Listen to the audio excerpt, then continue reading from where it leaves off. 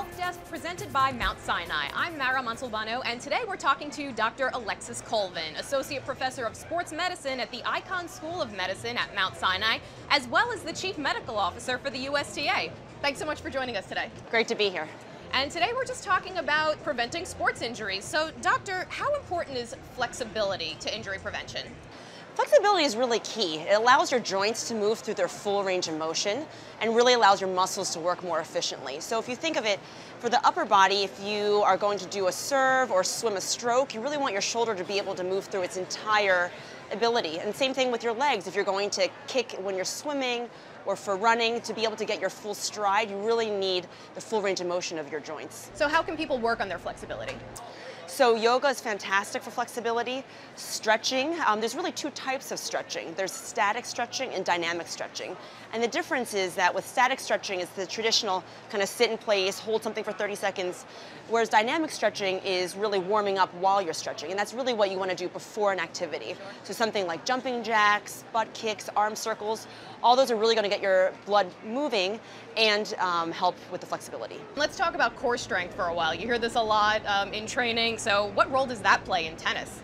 So like any sport, core strength is very important. Your core is sort of the mid-chest down to the upper part of your knees. And it helps with balance and stability. And some exercises that you can do to help with your core stability are abdominal crunches and planks.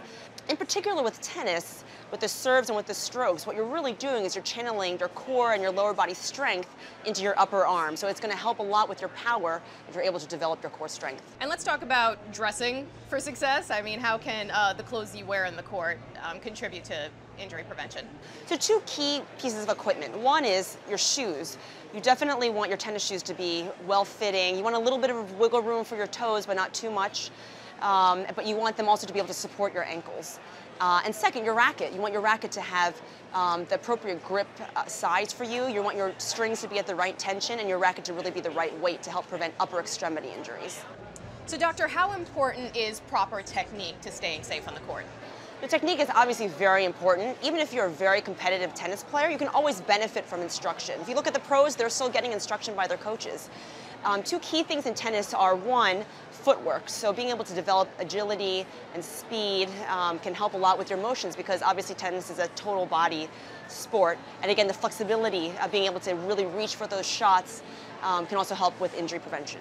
How important is rest and how much of it should players get before and after their play? Well, rest is really should be individualized, but what we do know is that a lot of tennis injuries are caused by overuse, so really just doing too much of the same thing over and over again. So the key to preventing overuse injuries is to take your rest day and also to work on cross-training, so not playing tennis 7 days a week, but also mixing it up with other sports that are going to help with developing your core strength and your flexibility. And some players are playing regardless of, previous injuries. How careful should they be, and what should they do to, not bring those injuries back, so to speak? Well, I think the key thing is not playing through pain. So if you have an injury and you're healed, there's no reason why you shouldn't be able to go back to doing it. But you really need to be honest with the amount of pain that you're feeling, because if you start to play through pain and then injure yourself more, you're just going to set yourself back that much more. Well, Dr. Colvin, thank you so much for all of that great advice. And remember to check out usopen.org throughout the tournament for more great information from the staff of Mount Sinai, right here on the US Open Health Desk, presented by Mount Sinai.